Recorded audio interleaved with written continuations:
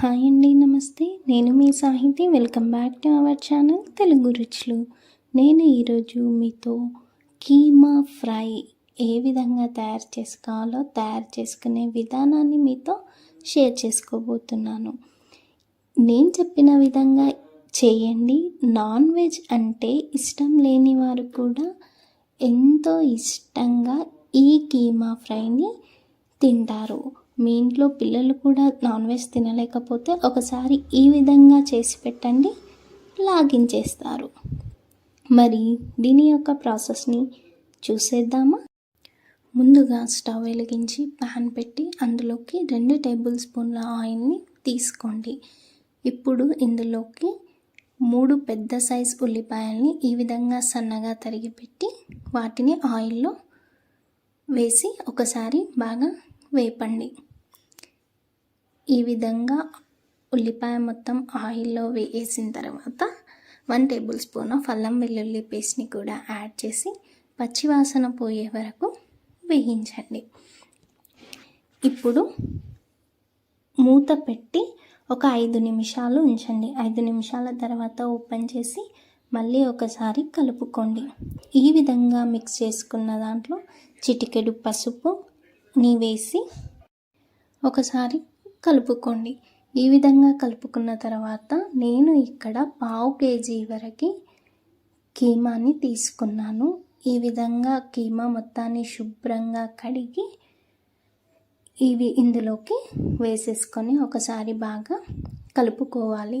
ఈ ఆనియన్ గుజ్జు మొత్తం కీమాకి పట్టే విధంగా బాగా మిక్స్ చేసుకొని మూత పెట్టి 5 నుండి 10 నిమిషాల వరకు ఉంచండి. తర్వాత మూత తీసి చూస్తే ఒక 25% వరకు ఉడికిపోతుంది.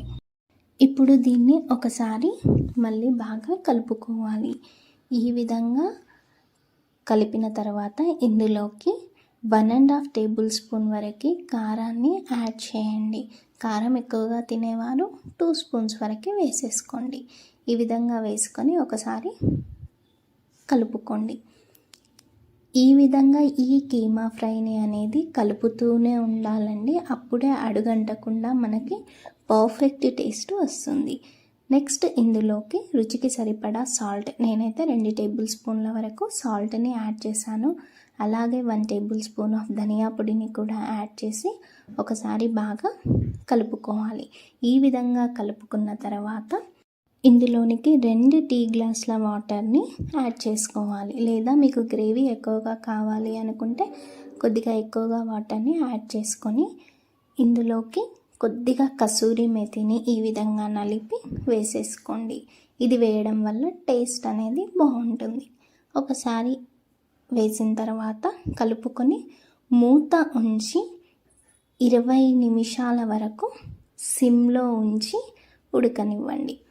చూడండి, 20 నిమిషాల తర్వాత ఓపెన్ చేస్తే మనకు ఆయిల్ అంతా ఈ విధంగా పైకి తేలుతూ కనిపిస్తుంది.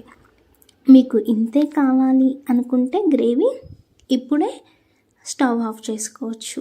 లేదు అంటే ఇంకొద్దిసేపు ఉంచుకోవచ్చు. ఇప్పుడు ఇందులోకి కొద్దిగా కొత్తిమీరని కూడా యాడ్ చేసి ఒకసారి బాగా మిక్స్ చేసుకోండి. మిక్స్ చేసుకొని మూత పెట్టి 2 నుండి 3 నిమిషాల వరకు మాత్రమే ఉంచండి. తర్వాత ఓపెన్ చేయండి. మనకు కావాల్సిన perfect consistency keema fry ready అయిపోతుంది. చూడండి, ఆయిల్ ఏ విధంగా పైకి తేలుతూ ఉందో. ఒకసారి బాగా మిక్స్ చేసుకొని మనం సర్వ్ చేసుకోవడమే. చూస్తుంటేనే నోరు ఊరిపోతుంది కదండి. మరి ఇంకెందుకండి ఆలస్యం, మీరు కూడా ఈ కీమా ఫ్రైని తయారు చేసుకొని మీకు ఎలా కుదిరిందో కమెంట్ సెక్షన్లో మీ యొక్క అభిప్రాయాన్ని నాతో షేర్ చేసుకోండి. మీకు కనుక ఈ వీడియో నచ్చినట్టయితే లైక్ చేయండి, మీ ఫ్రెండ్స్ అండ్ ఫ్యామిలీకి షేర్ చేయండి అండ్ సబ్స్క్రైబ్ చేయడం మాత్రం మర్చిపోకండి. Thank you for watching. చూడండి, కీమా అనేది చాలా బాగా ఉడికిపోయింది.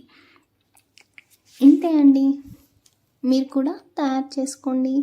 ఈ విధంగా చేసి మీ పిల్లలకు పెట్టండి.